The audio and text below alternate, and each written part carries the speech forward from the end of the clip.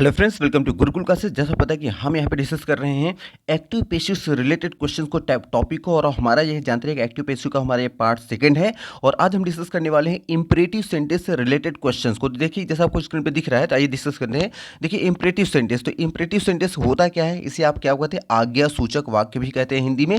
और जानते हैं कि एक इंपरेटिव सेंटेंस को पढ़ने से आपको लगेगा कि जैसे इसमें कोई ऑर्डर की बात की गई है, या फिर कोई रिक्वेस्ट किसी से कर रहा है, प्रार्थना कर रहा है, या फिर कोई कमांड, या फिर कोई किसी को आदेश दे रहा है, या फिर आस्क का मतलब होता है नॉर्मली कोई बात किसी से कोई कह रहा है, सजेशन मतलब सुझाव होता है, और एडवाइस मतलब सलाह। मतलब सेंटेंस को पढ़ने से इंपरेटिव सेंटेंस को आप यही लगेगा कि आपको कोई ना कोई इंसान किसी को या तो ऑर्डर दे रहा है, रिक्वेस्ट कर रहा है, या कोई बात कह रहा है, या फिर सुझाव या सलाह दे रहा है, या फिर किसी बात के लिए किसी को मना कर रहा है। तो इस टाइप के हमारे सेंटेंसेस होते हैं इंपरेटिव सेंटेंस के। अब देखिए, इंपरेटिव सेंटेंस को यहाँ 3 पार्ट में यहाँ डिवाइड किया गया है, अगर आप ध्यान से देखें। पार्ट 1 देखिए आया है, यहाँ देखिए आया है। एक तो हमारा इंपरेटिव सेंटेंस जो होता है वो नॉर्मल वर्ब की फर्स्ट फॉर्म से हमारा सेंटेंस शुरू होता है। जो इंपरेटिव सेंटेंस होता है वो नॉर्मल वर्ब की फर्स्ट फॉर्म शुरू होता है। जैसे देखिए यहाँ है, send him this message. Send मतलब भेजो, हिम मतलब उसको, दिस मैसेज मतलब यह संदेश उसको भेजो। और इसी का जब निगेटिव बनाना होता है हमें, तो सेकंड वाला देखिए आ गया है यहाँ। तो डू नॉट, और डू नॉट का ही शॉर्ट फॉर्म क्या होता है, डोंट होता है। या तो डू नॉट या डोंट या फिर नेवर से हमारा ये निगेटिव सेंटेंस शुरू होता है इंपरेटिव का। तो जैसे यहाँ पे आया देखिए, सेंड हिम दिस मैसेज, यह मैसेज उसको भेजो। उसी को आप कह सकते हैं निगेटिव जब बनाएंगे तो आप क्या कह देंगे, या तो कहेंगे डू नॉट या कहेंगे don't. Don't send him, don't send मतलब मत भेजो, हिम मतलब उसको, दिस मैसेज मतलब ये सूचना उसको मत भेजो, इसका निगेटिव हो जाएगा। और अगर हम नेवर से अगर बनाना चाहें तो हो जाएगा नेवर सेंड। नेवर को मतलब कभी नहीं, सेंड मतलब भेजो, हिम मतलब उसको, दिस मैसेज मतलब यह संदेश उसको, यह संदेश कभी मत भेजो। तो ये तो हमारा सेकंड हो गया। और देखिए, कुछ सेंटेंसेस होते हैं जो हमारे लेट से भी शुरू होते हैं, जैसे पॉइंट नंबर 3 में देखिए बताया गया है। तो देखिए, लेट वाले जो सेंटेंस, अगर इसी सेंटेंस को लेट से बनाना होगा, देखिए क्या होगा, let him send. Let him send मतलब उसे भेजने दो, दिस मैसेज मतलब इस संदेश को, तो इस संदेश को उसे भेजने दो। इस तरह से हमारे सेंटेंसेस चलते हैं, इसकी मीनिंग इस तरह चलती है। तो आइए यहाँ पे एक एक क्वेश्चन को यहाँ पे हम डिस्कस करना शुरू करते हैं। तो देखिए, अगर सेंटेंस में आ गया, आपको जैसे बताया गया कि एक इंपरेटिव जो सेंटेंस होता है उसमें आपका ऑर्डर हो गया, रिक्वेस्ट हो गया, आपका ऑर्डर, रिक्वेस्ट या कमांड, ये सारी चीज़ें आपको बताई गई। तो जैसे ऑर्डर हो गया, रिक्वेस्ट यहाँ देखिए जैसे ऑर्डर बताया गया है, फिर रिक्वेस्ट हो गया। सेंटेंस को पढ़ने से आपको ये लगेगा, या कमांड आपको लगेगा, आस्क या सजेशन, या तो एडवाइस किसी ने किसी को देना, ये सारी चीज़ें सेंटेंस को पढ़ने से लगेगा। अब मान लीजिए अगर आप सेंटेंस को पढ़ते हैं और आपको लगता है कि इसमें ऑर्डर की बात की गई है, या रिक्वेस्ट, कमांड जो भी बात की गई है, तो सेंटेंस को करेंगे क्या, तो उस सेंटेंस के पहले आपको अपने से ऐड करना पड़ेगा, इसकी मीनिंग अपने से ऐड करना पड़ेगा। क्या ऐड करना पड़ेगा, जैसे देखिए यहाँ है, अगर आपको लगता है सेंटेंस में कि इसमें ऑर्डर की बात की गई है, तो आपको लिखना पड़ेगा यू आर ऑर्डर्ड टू। और अगर आपको लगता है नहीं रिक्वेस्ट की बात की गई है, तो आपको लिखना पड़ेगा यू आर रिक्वेस्टेड टू। और अगर लग रहा है नहीं कोई किसी को एडवाइस दे रहा है, तो आप लिखेंगे यू आर एडवाइस्ड टू। और आपको लग रहा है नहीं कोई किसी को कमांड दे रहा है, कमांड मतलब आदेश, तो इसका क्या हो जाएगा, यू आर कमांडेड टू। अब देखिए यहाँ 2 वर्ड हैं, एक है ऑर्डर और एक है कमांड। तो ऑर्डर का मतलब भी आदेश होता है और कमांड का मतलब भी आदेश होता है। दोनों कमांड आखिर दोनों आदेश में अंदर क्या होता है जानते रहिएगा। जो ऐसा ऑर्डर जिसको आप चाहें तो मना भी कर सकते हैं, तो वो क्या होता है ऑर्डर। ऐसा आदेश जिसको आप चाहें तो अवॉइड कर सकते हैं, तो वो होता है ऑर्डर। जैसे हम मान लीजिए कि मम्मी पापा कहते हैं कि जाइए मार्केट से ये सामान लेकर आइए, तो क्या कहते हैं आप, हो सकता है आप उसको कुछ देर के लिए अवॉइड कर दें। ये भी हो सकता है कि टीचर आपको कोई होमवर्क देने के लिए बोले, आपको करके आने के लिए बोले, बट आप भूल जाएँ, तो उसको आप क्या कर दें, आप तो उसको उस ऑर्डर को आप भूल गए, आप नहीं करके आए, तो ये सब क्या होंगे, ऑर्डर कैटेगरी में आता है। लेकिन जैसे आता है, मान लीजिए अगर कोई कमांडर है और सेना को आदेश देता है युद्ध के मैदान में कि आगे बढ़ो, तो वहाँ पर जो होता है कमांड का मतलब होता है एक ऐसा आदेश जिसको आप मना नहीं कर सकते। अगर मना करेंगे तो बहुत ही आपको बड़ी पनिशमेंट मिलेगी। तो ये जानते रहिएगा, ये होता है कमांड। जैसे राजा जब भी देता है वो आदेश नहीं, आदेश देता है, आदेश क्या होता है, कमांड होता है। अगर आप उसको नहीं मानेंगे तो क्या हो जाएगा, मृत्युदंड आपको मिलेगा। तो इस टाइप के जो आदेश होते हैं ना, जिसको किसी भी कीमत पे हटा नहीं जा सकता, उसको हम बोलते हैं कमांड। इतना याद रखिएगा। अब आइए देखते हैं, जैसे इसी पे बेस सेंटेंस कुछ देखते हैं। देखिए यहाँ कह रहा है कि गो, पहला सेंटेंस हमारा देखिए कह रहा है कि गो मतलब जाओ, माई होम मतलब मेरे घर जाओ, टू ब्रिंग मतलब लाने के लिए, माई बुक्स मतलब मेरी किताबें। कोई किसी से कह रहा है कि गो टू माई होम, मेरे घर जाओ, टू ब्रिंग माई बुक्स, मेरी किताबें लाने के लिए, मतलब कोई कह रहा है कि मेरी किताबों को लाने के लिए मेरे घर जाओ। तो अब यहाँ पे आप देखें तो कोई किसको किस सेंस में बोल सकता है। तो पहले तो ये है, अगर आप अपनी किताबें किसी से मान लिया अगर मंगवा रहे हैं, तो वहाँ पे आप क्या कर रहे हैं, वहाँ उससे रिक्वेस्ट करें कि आप जाओ मेरे घर से मेरी किताबें लेकर चले आओ। तो अगर आप रिक्वेस्ट कर रहे हैं तो यहाँ पे क्या हो जाएगा, यू आर रिक्वेस्टेड, आपसे रिक्वेस्ट किया जाता है टू गो, कि आप जाइए, टू माई होम मेरे घर, टू ब्रिंग मतलब लाने के लिए, माई बुक्स मतलब मेरी किताबें। लेकिन मान लीजिए हो सकता है कि कोई इंसान किसी को आदेश दे रहा है, हो सकता है कि कोई मालिक सर्वेंट से कह रहा है, कोई मास्टर सर्वेंट से कह रहा है, मालिक क्या है नौकर से कह रहा है कि जाओ मेरे घर मेरी किताबें लेकर आओ, तो मालिक क्या करेगा, उस नौकर को आदेश देगा। हम यहाँ इमेजिन कर रहे हैं, तो अगर मालिक कह रहा होगा तो हम क्या मान के चलेंगे, वो कहेगा यू आर ऑर्डर, आपको आदेश दिया जाता है टू गो, कि जाओ माई होम मेरे घर जाओ, टू ब्रिंग मतलब लाने के लिए माई बुक्स मेरी किताबों को। अब इसमें हो गया। लेकिन अगर ये है कि नहीं, ना तो कोई ऑर्डर ही दे रहा है, ना तो कोई रिक्वेस्ट ही कर रहा है, कि नॉर्मल सी बात है, एक इंसान ने कहा कि मेरी किताबें आ रहे हो उधर से, मेरी किताबें भी लेते आना, तो वहाँ पे ना तो उसने रिक्वेस्ट किया, ना तो आपको ऑर्डर दिखाना है। अगर नॉर्मल सी बात अगर शो ऑफ करना है तो आप कह सकते हैं यू आर आस्क, आपसे कहा जाता है टू गो, कि आप जाओ टू माई होम मेरे घर, टू ब्रिंग मतलब लाने के लिए माई बुक्स मतलब मेरी किताबें, तो आप ऐसे भी लिख सकते हैं। या फिर हो सकता है कि आप वहाँ पे आप मान लीजिए आपको कोई चीज़ ज़रूरत है और आपकी ज़रूरतें जो होंगी वो हमारी जो बुक्स हो उसकी वजह से आपको पूरी हो सकती हैं, तो हमने कहा कि देखो तुम्हारा काम हो सकता है, इसके लिए तुम जाओ पहले मेरी बुक्स लेते आओ, वहाँ पे ले आओगे तो मैं उसे देखकर जो भी चीज़ें हैं मैं आपको बता दूंगा।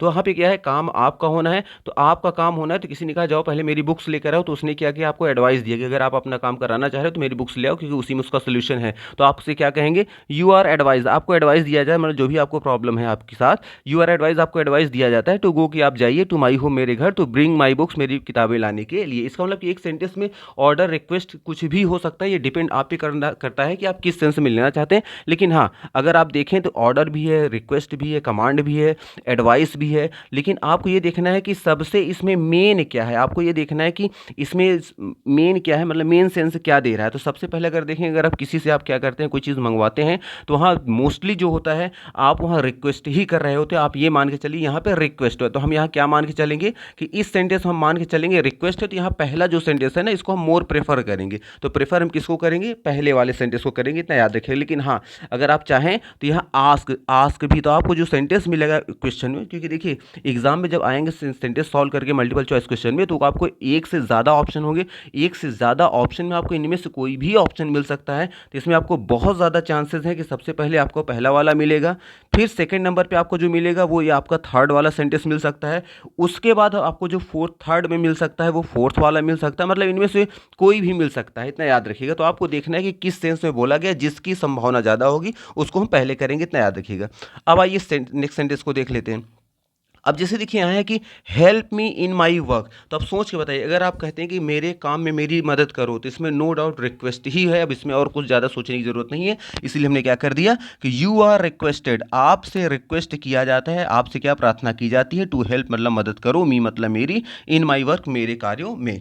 और उसके बाद देखिए नेक्स्ट हमारा सेंटेंस क्या है, complete your work at right time. कोई इंसान कह रहा है कि अपने काम को समय पे पूरा करो, तो सोच के बताइए, आपको अपना ही काम करना है और समय पे, ये नहीं कह रहा है कि मेरा काम पूरा करो। अगर अपना काम कराने के लिए बोलता तो हो सकता है वहाँ ऑर्डर या रिक्वेस्ट का भी सेंस आ सकता था, लेकिन कोई इंसान अगर आप ही से कह रहा है कि आप अपने काम को सही समय पे किया करो, तो वो आपको एडवाइस दे रहा है। तो हम क्या करेंगे, यू आर एडवाइज, आपको एडवाइस दिया जाता है, आपको क्या सलाह दी जाती है, टू कंप्लीट मतलब पूरा करने के लिए, योर वर्क मतलब आपका अपना काम, एट राइट टाइम मतलब सही समय पे। तो हमारे यहाँ सेंटेंस क्या बनेगा, यू आर एडवाइज्ड, हम यहाँ पे लिखेंगे, इतना याद रखिएगा पेश वाइज बनाते समय। फिर देखिए नेक्स्ट नंबर हमारा सेंटेंस क्या कह रहा है कि bring me a glass of water. Bring मतलब लेकर आओ, मी मतलब मेरे लिए, अ ग्लास ऑफ वाटर मतलब एक ग्लास पानी, मेरे लिए एक ग्लास पानी लेकर आओ। अब यहाँ देखिएगा, अगर आप किसी से कोई चीज़ मांगते हैं या कोई चीज़ मंगाते हैं, तो हमेशा आप रिक्वेस्ट के सेंस में बोलते हैं। आप क्या कहते हैं, किसी से रिक्वेस्ट करके प्लीज़ मेरे लिए भी एक ग्लास पानी लेते आओ, तो आप क्या कहेंगे, यू आर रिक्वेस्टेड, आपसे रिक्वेस्ट, आपसे प्रार्थना की जाती है क्या, टू ब्रिंग मतलब लाने के लिए, मी मतलब मेरे लिए, अ ग्लास ऑफ वाटर मतलब एक ग्लास पानी। हाँ, लेकिन अगर यही मालिक ने कहा होता नौकर से, तो आप यू आर रिक्वेस्टेड ना करके यू आर ऑर्डर, आपको आदेश दिया जाता है to bring me a glass of water. तो यहाँ रिक्वेस्ट के स्थान पे ऑर्डर भी पॉसिबल था, लेकिन चूंकि हमें नहीं पता कि ये सेंटेंस किसने बोला है, तो ये मालिक ने कहा या नॉर्मल इंसान ने, भाई बहन ने, किसने कहा, तो हम मान लेंगे कि जब भी आप किसी चीज़ से किसी इंसान से कोई काम अपना कराने की बात करेंगे, तो हम मान लेंगे वहाँ रिक्वेस्ट ही क्या होगा, मोर प्रेफर हम देंगे, इतना याद रखिएगा। फिर देखिए यहाँ पे आ जाएंगे, नेक्स्ट पॉइंट क्या कह रहा है, देखिए नोट क्या है कि प्लीज़ काइंडली, सेंटेंस के स्टार्टिंग में देखिए नोट करके आया है कि प्लीज़ या काइंडली अगर सेंटेंस के स्टार्टिंग में आ जाए, तो आ जाने पर सेंटेंस को केवल किससे लिखेंगे, यू आर रिक्वेस्टेड टू। मतलब अगर प्लीज़ और काइंडली नहीं है तो आप दूसरा सेंस भी दे सकते हैं वहाँ पे सेंटेंस को पढ़ने के बाद, लेकिन अगर सेंटेंस में पहले से ही प्लीज़ और काइंडली शब्द आ जाए, तो इसका मतलब 100% वहाँ क्या रहेगा, वहाँ पे रिक्वेस्ट ही रहेगा, इतना याद रखिए। जैसे पहला क्वेश्चन देखिए यहाँ क्या है कि प्लीज़ मतलब कृपया, गिव मी मतलब मुझे दीजिए, योर पेन मतलब अपनी पेन, तो कृपया अपनी मुझे अपनी कलम दीजिए। तो अब यहाँ चूंकि यहाँ प्लीज़ बोल दिया तो यहाँ कन्फर्म है क्या है, यहाँ रिक्वेस्ट ही वो कर रहा है, तो हम क्या लिखेंगे, यू आर रिक्वेस्टेड, आपसे रिक्वेस्ट किया जाता है, टू गिव मतलब देने के लिए, मी मतलब मुझे, योर पेन मतलब अपनी पेन, तो आपसे रिक्वेस्ट किया जाता है कि आप मुझे अपनी पेन दे दीजिए, तो ये सेंस हमारा सेंटेंस चलेगा। फिर देखिए उसी तरह से अगर देखें नेक्स्ट सेंटेंस, तो कह रहा है काइंडली, काइंडली मतलब कृपा करके, पोस्ट मतलब पोस्ट कर दीजिए दिस लेटर में, इस लेटर को, मान लीजिए कोई इंसान मार्केट जा रहा है, आपने कोई लेटर लिखा है और आपने कहा कि कृपा करके इसको भी आप पोस्ट कर दीजिएगा, तो यहाँ पे आप क्या करें, कृपा करके या कृपया, ये शब्द क्या करते हैं, ये रिक्वेस्ट को शो करते हैं, तो आप क्या लिखेंगे, यू आर रिक्वेस्टेड, इसमें भी हम क्या लिखेंगे, यू आर रिक्वेस्टेड, आपसे रिक्वेस्ट किया जाता है टू पोस्ट, की आप पोस्ट कर दीजिए दिस लेटर मतलब इस पत्र को। फिर देखिए यहाँ पे नेक्स्ट आया है, please help the poor, please मतलब कृपया, हेल्प मतलब मदद करिए, द पुअर मतलब गरीबों की, तो हम यार हमें पता है कि जब यहाँ प्लीज शब्द आ गया तो हम क्या लिखेंगे, यू आर रिक्वेस्टेड, आपसे रिक्वेस्ट किया जाता है टू हेल्प मतलब मदद करने के लिए, द पुअर मतलब गरीबों की। अब देखिए यहाँ नेक्स्ट आ जाएंगे, यहाँ देखिए पॉइंट्स क्या कर रहा है कि ट्रांजिटिव वर्ब और एंड इन ट्रांजिटिव वर्ब, तो यहाँ देखिए दो वर्ब हमें यहाँ पढ़ना है, एक है ट्रांजिटिव वर्ब और एक है इन ट्रांजिटिव। अच्छा ये ट्रांजिटिव इन ट्रांजिटिव का क्या मतलब होता है, तो जानते रहिएगा, जिस वर्ब के तुरंत बाद कोई ऑब्जेक्ट आ जाता है वो होती है हमारी ट्रांजिटिव वर्ब,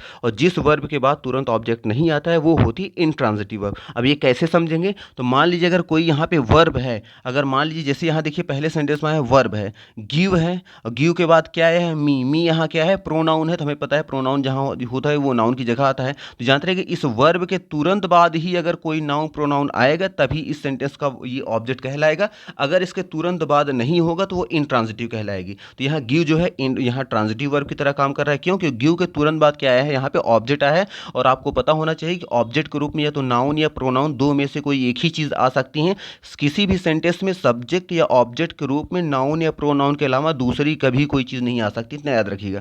तो यहाँ पे हम मान ले रहे हैं कि यहाँ मी क्या हो गया, यहाँ पे ऑब्जेक्ट हो गया। अब देखिए इसको कैसे कर सकते हैं, पहला तो ये गिव मी योर पेन, पहले तो आप जैसे पहले हम देख रहे थे आप कोई चीज़ किसी से मांग रहे हैं, तो पहला हमारा सेंटेंस क्या बनेगा कि you are requested, you are requested, आपसे रिक्वेस्ट किया जाता है, आपसे प्रार्थना किया जाता है, तो गिव मी मुझे दे दीजिए, योर पेन मतलब अपनी किताब, अपनी पेन, अपनी कलम। तो अब हमें पता है कि ये तो पहला वाला ही टाइप था जो हम ऑलरेडी पढ़ते चले हैं, लेकिन इसको दूसरे तरीके से भी सॉल्व किया जा सकता है। कैसे, अगर वर्ब के तुरंत बाद कोई नाउन प्रोनाउन एग्जैक्टली आ जाए, जैसे यहाँ मी देखिए आया है, तो हम करते क्या हैं, देखिए यहाँ सबसे पहले हम अपने से ऐड करेंगे लेट, लेट लगा देंगे उस वर्ब वो जो भी आया है यहाँ लेट लगाएंगे, लेट के बाद जो वर्ब के बाद जो प्रोनाउन आया है उसको पहले रखेंगे। जैसे देखिए आया है गिव, आया है गिव वर्ब था, तो गिव के स्थान पे हमने क्या किया, लेट किया, उसके बाद मी का मी रहने दिया हमने, फिर मी के बाद अपने से हम लगाएंगे बी, और ये जो शुरू में आई है वर्ब इसको हम थर्ड फॉर्म में कर देंगे, तो हो जाएगा बी गिवन, तो हो जाएगा लेट मी बी गिवन, मुझे दिया जाना चाहिए क्या, योर पेन, आपकी पेन। तो ये हमारा सेंटेंस बन जाएगा। तो मे भी आपको थोड़ा सा हो सकता है कॉम्प्लिकेटेड लग रहा होगा, बट थोड़ा सा ध्यान देंगे तो इजीली हो जाएगा।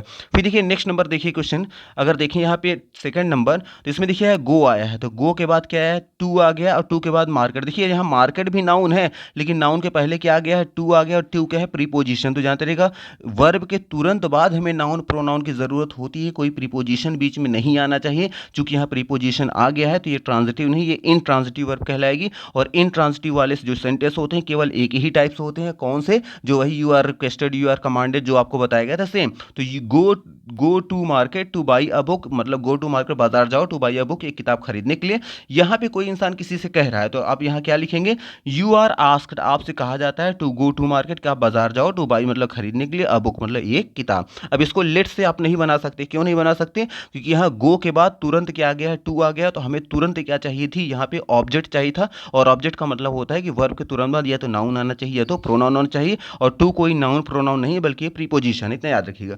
फिर देखिए नेक्स्ट नंबर हमारा थर्ड नंबर क्वेश्चन क्या कह रहा है, थर्ड नंबर पे देखिए आया है क्वेश्चन कि आया है, देखिए complete your work, complete your work आया है। अब यहाँ कंप्लीट योर वर्क की बात करें तो देखिए ध्यान से देखिएगा, तो यहाँ कंप्लीट क्या है, हमारा ये वर्ब है, और यहाँ योर वर्क क्या है, यहाँ नाउन है। तो इसका मतलब वर्क के बाद तुरंत क्या आ गया है, नाउन आ गया है। जब वर्ब के तुरंत बाद नाउन आ जाता है तो इसको दो तरीके से सॉल्व कर सकते हैं। पहला क्या है, हम अपने से यहाँ लेट कर देंगे, उसके बाद योर वर्क को पहले लेकर आएंगे, योर वर्क हो गया तो लेट योर वर्क हो गया। अब क्या करेंगे, जो वर्ब यहाँ पे थे उस वर्ब के पहले बी लगा के उसको थर्ड फॉर्म कर देंगे, तो हमारा सेंटेंस क्या हो जाएगा, let your work be completed हो जाएगा। ठीक, ये तो एक हमारा पहला टाइप्स हो गया। दूसरा टाइप जो है सेम वही जो पहले चला रहा था, कंप्लीट योर वर्क, अपना काम पूरा करो। कोई इंसान अगर आपसे कह रहा है कि अपना काम पूरा करो, तो क्या कह रहा है, कोई आपको एडवाइस दे रहा है, तो आप कह सकते हैं यू आर एडवाइस, आपको एडवाइस दिया जाता है टू कंप्लीट मतलब पूरा करने के लिए, योर वर्क मतलब आपका अपना काम। ठीक। फिर देखिए फोर्थ नंबर क्वेश्चन को अगर आप ध्यान से देखें तो फोर्थ नंबर क्वेश्चन क्या कह रहा है कि सिट मतलब बैठ जाओ, ऑन द चेयर मतलब चेयर पे। तो देखिए यहाँ सिट तो वर्ब है, चेयर यहाँ नाउन है, लेकिन बीच में क्या आ गया है, ऑन आ गया है। जब बीच में ऑन आ गया है तो इसका मतलब ये हमारा ट्रांजिटिव वर्ब नहीं बल्कि इंट्रांजिटिव है। तो इसका हम सिर्फ एक तरीके से बना सकते हैं, जो है sit on on the chair मतलब चेयर पर बैठ जाओ। तो यहाँ ऐसा लग रहा है कि या तो आप ये कह सकते हैं, यहाँ पे देखिए आया है जैसे कोई आदेश दे रहा हो तो आप क्या कहेंगे, यू आर ऑर्डर, आपको आदेश दिया जाता है। टू सिट मतलब बैठने के लिए, ऑन द चेयर मतलब चेयर पे। अब ये देखिए यह ज़रूरी नहीं कि यहाँ ऑर्डर, ये हो सकता है कि कोई आपसे रिक्वेस्ट कर रहा है कि कृपया कुर्सी पे बैठ जाइए, तो आप क्या कहेंगे, यू आर रिक्वेस्टेड भी कह सकते हैं। जहाँ ऑर्डर है यहीं पे ऑर्डर को हम क्या कर सकते हैं, रिक्वेस्टेड में भी कन्वर्ट कर सकते हैं, और डिपेंड करता है सिचुएशन में कि किसने किससे कहा है। तो वह कहीं ऑर्डर भी हो सकता है, और कहीं जैसे टीचर अगर कहें स्टूडेंट को कि sit seat on the chair, तो या इन द चेयर, तो क्या कहेंगे कि सीट ऑन द चेयर भी कह सकते हैं, इन द चेयर जाते रहेगा, दोनों एक्सेप्ट किए जाते हैं। अब यहाँ पे अगर टीचर कह रहे हैं तो कहेंगे यू आर ऑर्डर, आपको ऑर्डर दिया जाता है, बच्चों को ऑर्डर दिया जाता है सिट मतलब बैठने के लिए, ऑन द चेयर मतलब चेयर पे। लेकिन अगर कोई फंक्शन हो रहा है, सब लोग खड़े हैं, या कोई मान लीजिए वहाँ पे क्या कह रहे हैं, कोई स्पीकर आता है, तो सबसे पहले कृपया आप सब शांत हो जाएं और अपने अपने सीट पे बैठ जाएं। तो वहाँ पे क्या होगा कि वो रिक्वेस्ट कर रहा होता है, तो क्या कहेंगे, you are requested to sit on your chair. तो इस तरह सेंटेंस भी बोले जाते हैं। तो यहाँ ऑर्डर रिक्वेस्ट और सिचुएशनल है, कहीं ऑर्डर भी हो सकता है, कहीं रिक्वेस्ट भी हो सकता है, और कहीं कहीं आस्क भी हो सकता है। आप ये भी कह सकते हैं ना, यू आर आस्क आपसे कहा जाता है to sit on your chair, कि अपने चेयर पे आप बैठ जाएं। ये सारी चीज़ें एक्सेप्टेबल हैं, जानते रहिएगा। फिर देखिए फिफ्थ नंबर हमारा सेंटेंस क्या कह रहा है कि रीड मतलब पढ़ो दिस बुक। तो देखिए रीड हमारी वर्ब है, वर्ब के तुरंत बाद क्या आ गया है, noun pronoun. This book, book क्या है, यहाँ पे नाउन प्रोनाउन है, तो आपका नाउन है, और यहाँ अदर वर्ड आया है। तो हमें केवल नाउन प्रोनाउन से मतलब था। जब यहाँ रीड वर्ब के तुरंत बाद क्या आ जाएगा, कोई नाउन प्रोनाउन आ जाता है, तब क्या होता है, तो हम चाहें इसको दो तरीके से सॉल्व कर सकते हैं। पहला तरीका क्या है, पहले तो हम लेट से करेंगे, लेट पहले अपने से लगाएंगे, उसके बाद जो वर्ब के बाद जो ऑब्जेक्ट आता है, यहाँ पे जो वर्ब के बाद आया है उसको हम पहले लेकर आते हैं। तो लेट के बाद हो गया दिस बुक, उसके बाद हम अपने से बी लगाते हैं, और उसके बाद जो वर्ब शुरू में आई थी, जो रीड आई है, इसी को थर्ड फॉर्म कर देंगे। तो हमें पता है कि रीड का तीनों फॉर्म एक ही होता है, तो रीड रेड रेड हम पढ़ते हैं। उसके बाद बचा क्या, इन योर वक्त, इन योर वर्क का इन योर वर्क ही हो जाएगा।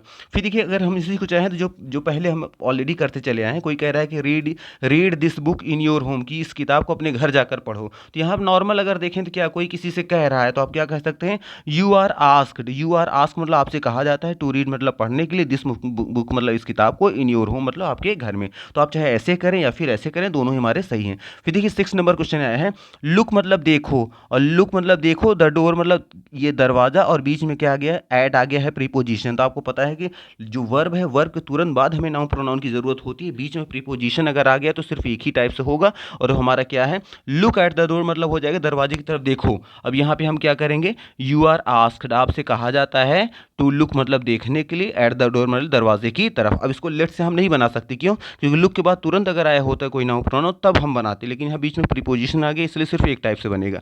फिर देखिए नेक्स्ट आया है यहाँ 7 नंबर, देखिएगा क्या कह रहा है, प्ले मतलब खेलो। क्या खेलो, क्रिकेट, क्रिकेट मतलब खेल। यहाँ देखिए क्रिकेट क्या है, कोई नाम है, और कब खेलो, संडे को, तो संडे भी हो गया, ठीक है, यहाँ दिन का नाम आ गया। तो यहाँ पे वर्ब के बाद तुरंत क्या आ गया, क्रिकेट आ गया। क्रिकेट क्या है, कोई नाउन है, इसका मतलब कि इसको दोनों तरीके से कर सकते हैं। पहला क्या करेंगे, अपने से लेट लगाएंगे, उसके बाद ये जो ऑब्जेक्ट है प्ले के बाद जो आया है उसको हम पहले लेकर आएंगे, क्रिकेट, उसके बाद बी लगा के जो शुरू में प्ले आया है इसको हम थर्ड फॉर्म कर देंगे, हो जाएगा प्लेड। तो हमारा सेंटेंस क्या बन जाएगा, लेट क्रिकेट बी प्लेड, और बचा क्या लास्ट में, ऑन संडे, तो ऑन संडे को हम भी ऑन संडे कर देंगे। लेकिन चाहे तो इसको हमें पता है कि दूसरे तरीके से भी कर सकते हैं। हम क्या कर सकते हैं, यू आर आस्क्ड, आपसे कहा जाता है, टू प्ले मतलब खेलने के लिए, क्रिकेट मतलब क्रिकेट को, ऑन संडे मतलब संडे को। अब देखिए 8th नंबर देखिएगा तो, और देखिए 7 और 8 अगर आप ध्यान से देखें दोनों मैच कर रहे हैं।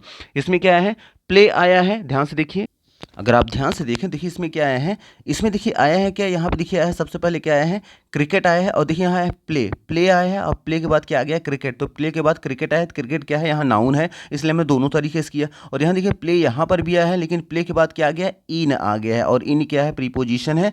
फील्ड तो यहाँ पे नाउन है, लेकिन बीच में क्या आ गया है, इन आ गया है। तो इस कंडीशन में वर्ब के तुरंत बाद क्या आया है, यहाँ पे ऑब्जेक्ट नहीं आया है, इसलिए हमारा जो सेंटेंस होगा वो एक ही टाइप से होगा। और यहाँ पे क्या है, जिससे यहाँ के आया था कि प्ले क्रिकेट ऑन संडे, तो हमने लिखा let cricket be played on Sunday, एक इस तरह से हमने किया, दूसरा क्या you are asked to play cricket on Sunday, हमने ये भी किया। और लेकिन इस सेंटेंस को सिर्फ एक ही तरह से कर सकते हैं, और क्या कर सकते हैं, यू आर आस्क्ड आपसे कहा जाता है टू प्ले मतलब खेलने के लिए, क्या खेलने के लिए, टू प्ले, और क्या in the field on Sunday. तो हमारा सेंटेंस यू आर आस्क्ड आपसे कहा जाता है टू प्ले मतलब खेलने के लिए, इन द फील्ड मतलब फील्ड में, ऑन संडे मतलब संडे को। तो इसको सिर्फ एक तरीके से कर सकते हैं, क्यों, क्योंकि यहाँ प्ले वर्ब के बाद तुरंत यहाँ पे नाउन प्रोनाउन मतलब ऑब्जेक्ट के रूप में नहीं आया, बल्कि पहले प्रीपोजिशन है फिर आया है कोई नाउन प्रोनाउन, इसलिए सिर्फ एक तरीके से होगा।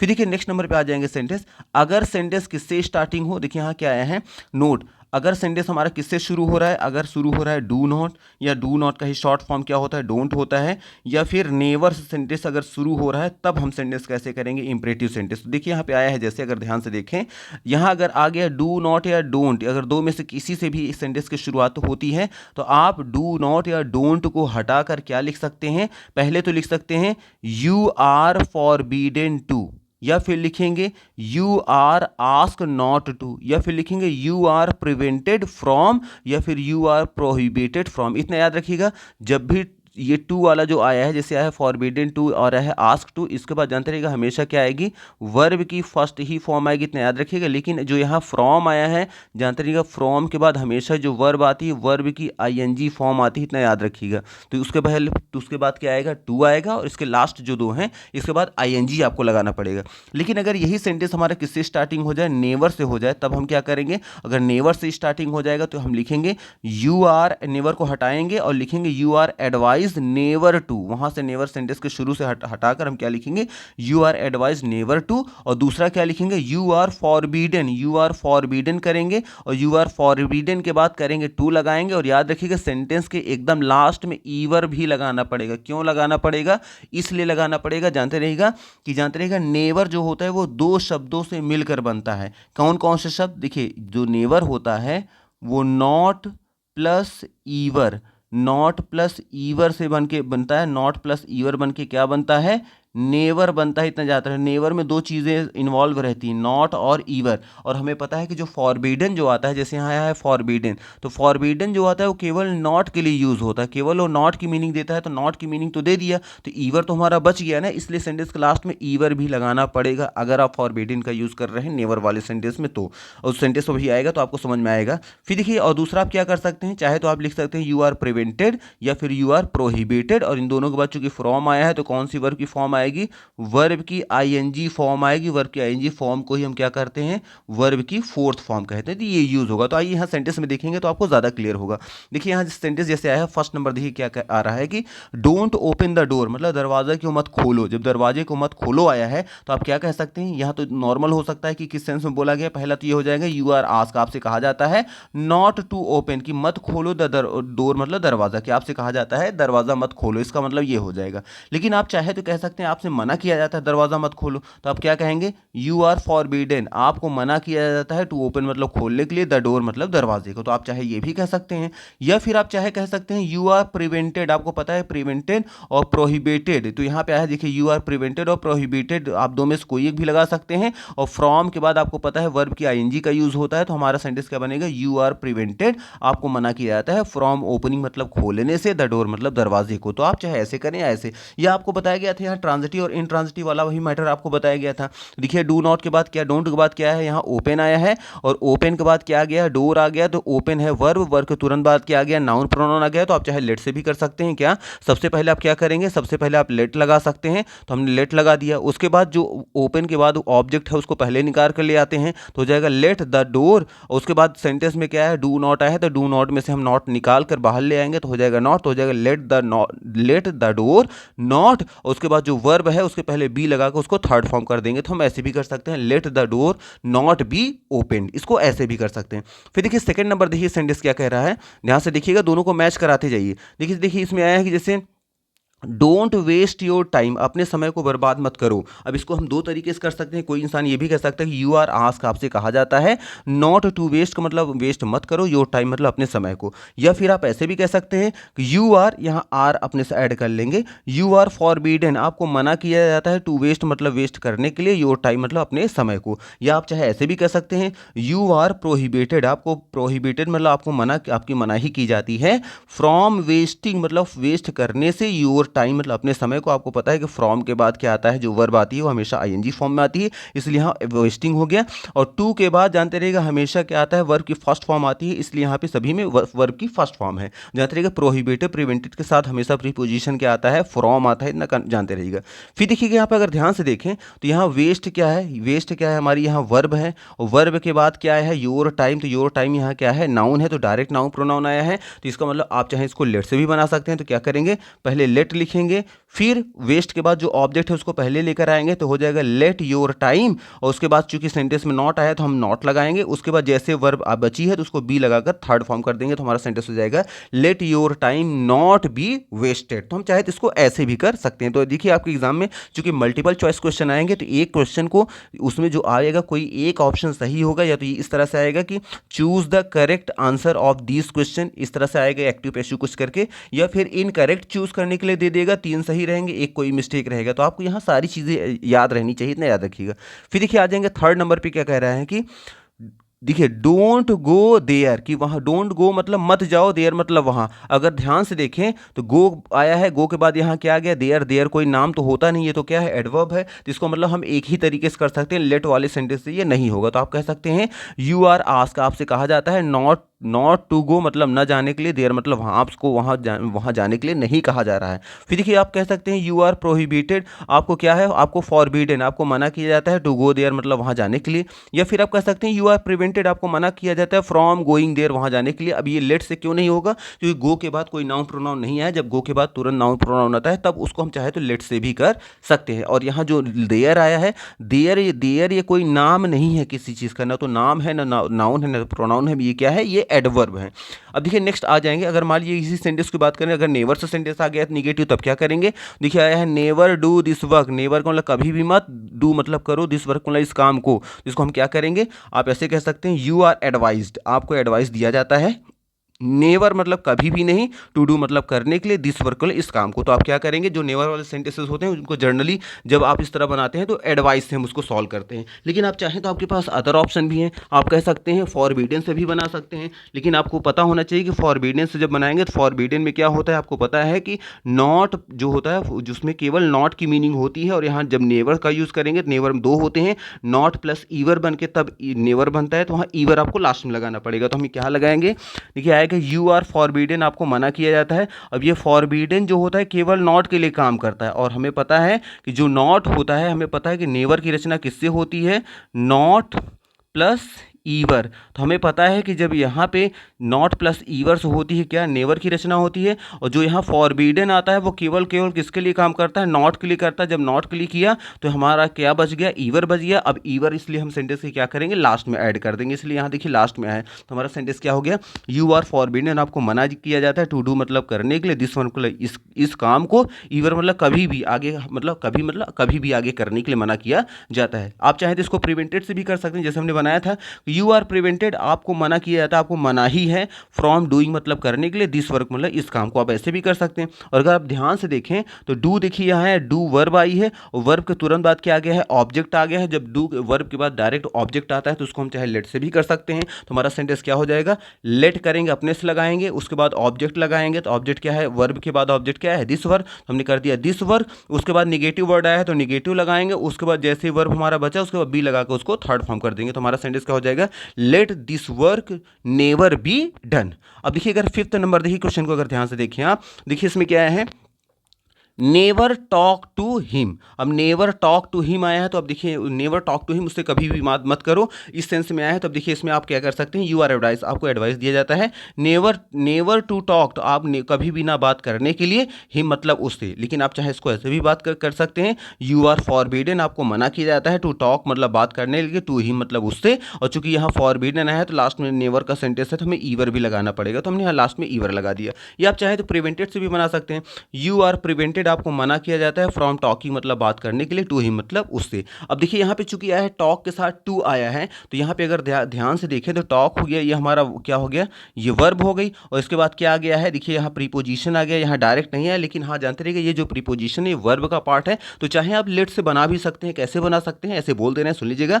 आप कर सकते हैं कि लेट हिम बी, कर सकते हैं let him be never talked to, तो ऐसे भी सेंटेंस को बनाया जा सकता है। खैर आ जाते हैं, देखिए नेक्स्ट स्पेशली अब आ जाते हैं लेट वाले सेंटेंस से। अगर देखिए तो हमारा सेंटेंस जो था नॉर्मल वर्ब की फर्स्ट फॉर्म्स था, उसमें हमने लेट अपने से ऐड किया था, लेकिन अगर मान लीजिए क्वेश्चन में ही लेट आ जाएगा तब हम क्या करेंगे। तो देखिए जैसे आ गया लेट से स्टार्ट होने वाले सेंटेंसेस, तो लेट से शुरू होने वाले सेंटेंस कैसे करेंगे, जैसे इसमें दिख रहा है कि late me do this work, मुझे इस काम को करने दो। अब ये सेंटेंस आ गया तो इसको कैसे करेंगे, तो देखिए सबसे पहले लेट जो है उसको लेट ही रहने, देखिए एक तरफ आया है मी और एक तरफ आया है दिस वर्क। तो अगर आप ध्यान से देखें तो ये एक हमारा ये नाउन प्रोनाउन है, एक तरफ ये है, हमें क्या करना है, रिप्लेस करना है, इसके स्थान पे इसको लेकर जाना है, उसके स्थान पे इसको लेकर आना है, तो दोनों को एक्सचेंज कर देंगे। तो लेट का लेट ही रहने देंगे, यहाँ मी के स्थान पे क्या रख देंगे, दिस वर्क कर देंगे। अब दिस वर्क के बाद क्या करेंगे, चूंकि यहाँ आप देखिए डू बचा तो डू के पहले बी लगाकर थर्ड फॉर्म कर देंगे तो हो जाएगा बाई डन, और चूंकि मी आ रहा है यहाँ पे तो लास्ट में कर देंगे बाई मी। तो हमारा सेंटेंस क्या बनेगा,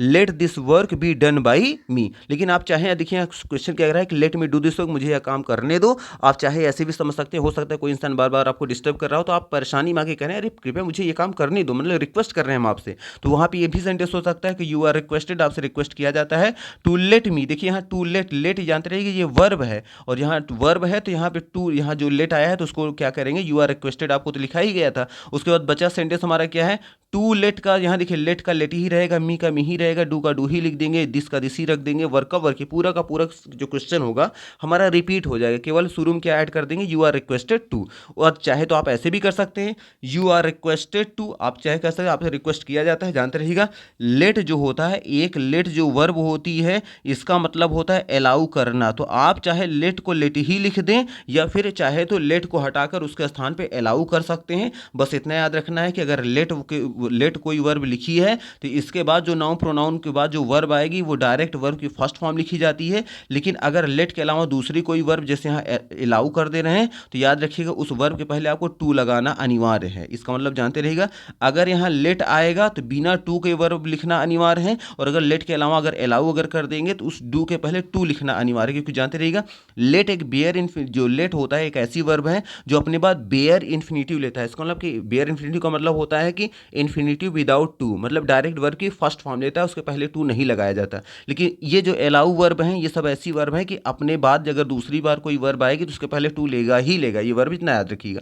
फिर देखिए नेक्स्ट नंबर पे आ जाएंगे, सेकंड नंबर क्वेश्चन क्या कह रहा है कि लेट, देखिए इसी का निगेटिव है, देखिए हमारा पॉजिटिव था कि late me do this work, मुझे इस काम को करने दो। अब इसी का निगेटिव बनाएंगे तो हो जाएगा let me not do this work, मुझे इस काम को मत करने दो। अगर मान लीजिए यही सेंटेंस निगेटिव में आ जाएगा तब क्या करना होगा, कुछ भी नहीं, बहुत ही आसान है, उसी तरह करना होगा। देखिए एक तरफ है मी और एक तरफ है दिस वर्क, तो दिस वर्क को आगे लेट को लेट ही पहले लिख देंगे, फिर दिस वर्क को मी के स्थान पर ले जाएंगे तो यहाँ दिस वर्क हो जाएगा। अब सेंटेंस में नॉट था तो हम भी नॉट लगा देंगे, जैसे ही वर्क की फर्स्ट फॉर्म मिली उसको बी लगा के थर्ड फॉर्म करेंगे और मी को लास्ट में बाई मी करके लिख देंगे। फिर देखिए आप चाहे ऐसे भी कर सकते हैं कि यू आर आस्क्ड, आपसे कहा जाता है not to let me do this work, मुझे इस काम को ना किया मतलब करने दिया जाए। आपसे कहा जाता है कि मुझे ये काम ना करने दिया जाए, इस सेंस में कर सकते हैं। तो यू आर रिक्वेस्टेड, यहाँ देखिए यू आर आस्क्ड हो गया, चूंकि यहाँ पे नॉट आया है सेंटेंस तो you are asked not to हो गया, चूंकि निगेटिव वाला है। अब सेंटेंस बचा का मी, लेट का लेट हो गया, मी का मी ही लिखेंगे, चूंकि ये नॉट पहले ही आ चुका है तो इस नॉट को यहाँ पे कैंसिल कर देंगे, चूंकि एक बार नॉट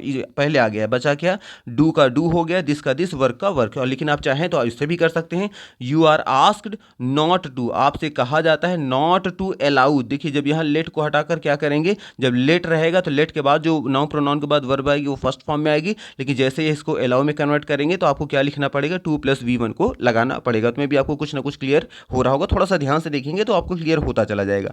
फिर देखिए थर्ड नंबर पे क्वेश्चन क्या कह रहा है, अब देखिए अगर मान लीजिए कि एक साथ ऐसा सेंटेंस लेट वाला आ जाए उसमें नॉट भी रहे और प्लीज भी शब्द ऐड होकर आ जाए, अब क्या करेंगे। तो देखिए जैसे यहाँ है प्लीज मतलब कृपया, लेट ही मतलब उसे, नॉट मतलब नहीं, डू मतलब करने दिया जाए, करने दो, दिस वर्क मतलब इस काम को, तो कह रहे कृपया उसे ये काम मत करने दो। इसमें अब देखिए क्या है, रिक्वेस्ट भी है और साथ में मनाही भी है। जब इस तरह के सेंटेंस आते हैं तब हम कैसे करेंगे, बहुत ही आसान है, कुछ नहीं करना है। देखिए यू आर रिक्वेस्टेड, आप सबसे पहले क्या करेंगे, यू आर रिक्वेस्टेड, आपको आपसे रिक्वेस्ट किया जाता है नॉट नॉट टू करने के बाद अब लेट आया है तो लेट का लेट ही करेंगे, क्योंकि यहाँ प्लीज की मीनिंग ऑलरेडी रिक्वेस्ट में आ गई है, तो अब आगे प्लीज लगाने की जरूरत नहीं है। अब हमारा सेंटेंस क्या बचा, let him not do this work, और यहाँ पे चूंकि हमें रिक्वेस्टेड के बाद ही हमने नॉट को यहाँ पे ऐड कर लिया है, तो अब इस नॉट की आगे कोई ज़रूरत नहीं है। अब बचा क्या है, यहाँ पे टू लगाएंगे, लेट का लेट ही लिखेंगे, हिम का हिम लिखेंगे, डू का डू रहेगा, दिस का दिस रहेगा, वर्क का वर्क रहेगा। लेकिन आप चाहे तो इसको दूसरे तरीके से कर सकते हैं, आप चाहे लिख सकते हैं यू आर रिक्वेस्टेड,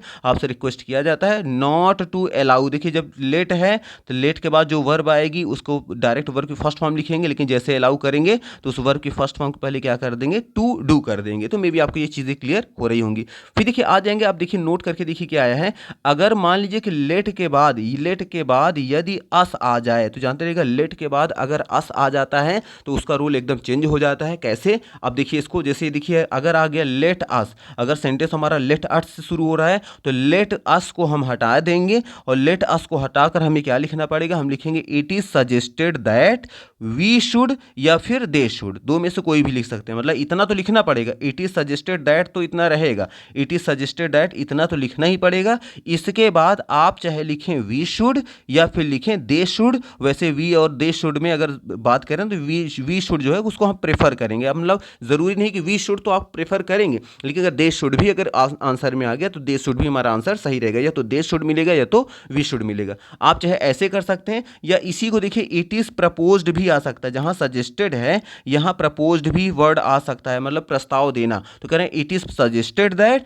या फिर इट इज़ प्रपोज्ड दैट, दो में से कोई भी एक आ सकता है। इसके बाद हम क्या करेंगे, इसके बाद क्या करेंगे कि उसके बाद वी शुड या फिर दे शुड में से कोई भी एक लगा सकते हैं। आइए अब सेंटेंस को देखेंगे तो ज़्यादा आपको क्लियर होगा। जैसे देखिए यहाँ है कि let us go there, let us go there को ना हम सब वहाँ जाएं, जब इस सेंस में आएगा तो हमें पता है कि जब लेट अस से सेंटेंस शुरू होता है तो लेट अस को हम क्या लिखेंगे, it is suggested that we should. इतना तो कंफर्म, इतना हमें बिना देखे ही आप कह सकते हैं, इतना आप जानते रहिए इतना लगाना पड़ेगा। तो it is suggested that we should हो गया। अब बचा क्या, गो देयर, तो हम गो देयर को गो देयर कर देंगे, लेकिन आप चाहे तो ये भी लिख सकते हैं it is propose that we should. अब बचा क्या, लेट अस के स्थान पर इतनी चीज़ें आ गई हैं, अब क्या लिखेंगे, गो देयर का गो देयर कर देंगे। उसी तरह देखिए आया है अगर होता लेट अस, अब लेट अस आ गया तो लेट अस के स्थान पे हम क्या करेंगे, देखिए इसी सेंटेंस को नेगेटिव बनाया गया। पहले आया लेट अस गो देयर, हम सब वहां जाएं, और कहेंगे let us not go there, हम सब वहां ना जाएं। जब इस सेंस में आएगा तो केवल नेगेटिव सेंटेंस बनाया जाएगा। अब नेगेटिव लगेगा कहां, तो पहले लेट अस के स्थान पे हम क्या लिखेंगे,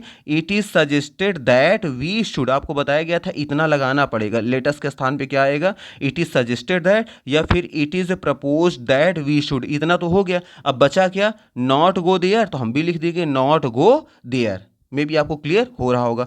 अब थोड़ा सा कंपेयर कर ले रहे हैं लेट अस और लेट के साथ अदर नाउन प्रोनाउन को। तो जानते रहिएगा लेट के बाद कोई भी चीज़ आ जाए उसका सब एक रूल रहेगा, लेकिन लेट के बाद अस आ जाएगा तो इट इज़ वाला सेंटेंस शुरू हो जाएगा। जैसे देखिए इसमें आया है कि लेट मी आया है, तो इसमें लेट मी आया है और इसमें आया है लेट अस आया है। अब दोनों में अंतर क्या है, late me help the poor मतलब मुझे गरीबों की मदद करने दो। जब मी आ गया मतलब अस के अलावा कोई भी आएगा तो आप क्या लिखेंगे। अब इसको देखिएगा, लेट आया है यहाँ पे, लेट के बाद यहाँ क्या आई है, एक तरफ आया है मी आया है और एक तरफ आया है द पुअर आया है। तो आप चाहे तो लेट से आप सेंटेंस शुरू कर सकते हैं, लेट का लेट ही रहने दे सकते हैं, उठाकर मी, देखिए एक तरफ आएगा, ये आएगा मी की जगह और ये जाएगा किसके स्थान पे, द पुअर के स्थान पे। तो द पुअर को आगे ले आएंगे तो हो जाएगा लेट द पुअर, उसके बाद जैसे वर्ब मिली उसके बाद बी लगा के थर्ड फॉर्म कर देंगे तो हो जाएगा let the poor be helped, और मी को लास्ट में ले आएंगे तो हो जाएगा बाई मी। लेकिन आप चाहे तो ये भी कह सकते हैं कि यू आर आस्क्ड, आपसे कहा जाता है to let me help the poor, कि मुझे गरीबों की मदद करने दी जाए। लेकिन आप ये भी कर सकते हैं कि यू आर आस्क्ड, आपसे कहा जाता है टू अलाउ। आपको पता है कि जब लेट करेंगे तो लेट के बाद वर्ब की डायरेक्ट फर्स्ट फॉर्म आएगी, लेकिन जब इसको अलाउ में कन्वर्ट करेंगे तो जो वर्ब की फर्स्ट फॉर्म है उसके पहले टू लगा दिया जाएगा। तो हम लिखेंगे you are asked to allow me to help the poor. अब देखिए ये तो हमारा सेंटेंस हो गया कि लेट के बाद अदर नाउन प्रोनाउन आ गया, लेकिन अगर लेट के बाद सिर्फ और सिर्फ अस की बात हो रही है, लेट अस अगर दिख गया तो लेट अस का अपना अलग रूल होता है। हम क्या करेंगे, सबसे पहले लिखेंगे it is suggested that we should, it is propose that we should. जानते रहिएगा जहां वी शुड है यहाँ वी के स्थान पे दे भी पॉसिबल हो सकता है, अगर दे भी आ गया तो दे भी एक्सेप्ट कर लीजिए, वी आ गया तो वी भी, लेकिन आपको ज़्यादातर वी मिलेगा लेकिन दे भी मिल सकता है, इतना याद रखिएगा। अब देखिए यहाँ लेट अस का स्थान हो गया it is suggested that we should या it is propose that we should. अब बचा क्या, हेल्प द पुअर, तो हमने क्या रिपीट कर दिया, हेल्प द पुअर। तो अगर आप ध्यान से देखें तो ये लेट अस वाले सेंटेंस और लेट के साथ जो अदर नाउन प्रोनाउन होते हैं, ये दोनों के ही रूल क्या है, आपस में एकदम डिफरेंट होते हैं। तो ये हमारे जो सेंटेंसेस थे ये इंपरेटिव सेंटेंस पर बेस्ड थे। तो मे भी आपको यहाँ सारी चीज़ें क्लियर हो रही होंगी कि इंपरेटिव सेंटेंस में आए हुए सेंटेंस को कैसे हमें सॉल्व करना है, कैसे नहीं। तो मे भी अगर सारी चीज़ें क्लियर हो रही हैं तो प्लीज़ वीडियो को लाइक करना, चैनल को सब्सक्राइब करना ना भूलें, क्योंकि हम यहीं पे सेंटेंस रखेंगे। नेक्स्ट पार्ट में जब लेकर आएंगे तो हम मिक्स सेंटेंसेस होंगे, थोड़ा सा इंपॉर्टेंट होंगे कि वो नॉर्मल सेंटेंस से हट कर मिलेंगे, और हो सकता है आपके एग्जाम में भी उसके आने की पॉसिबिलिटी थोड़ा ज़्यादा हो, इसलिए उसको ज़रूर देखिएगा, उसको मिस मत करिएगा। तो चलिए आज के लिए इतने रखते हैं। Thank you very much for watching this video. Thank you.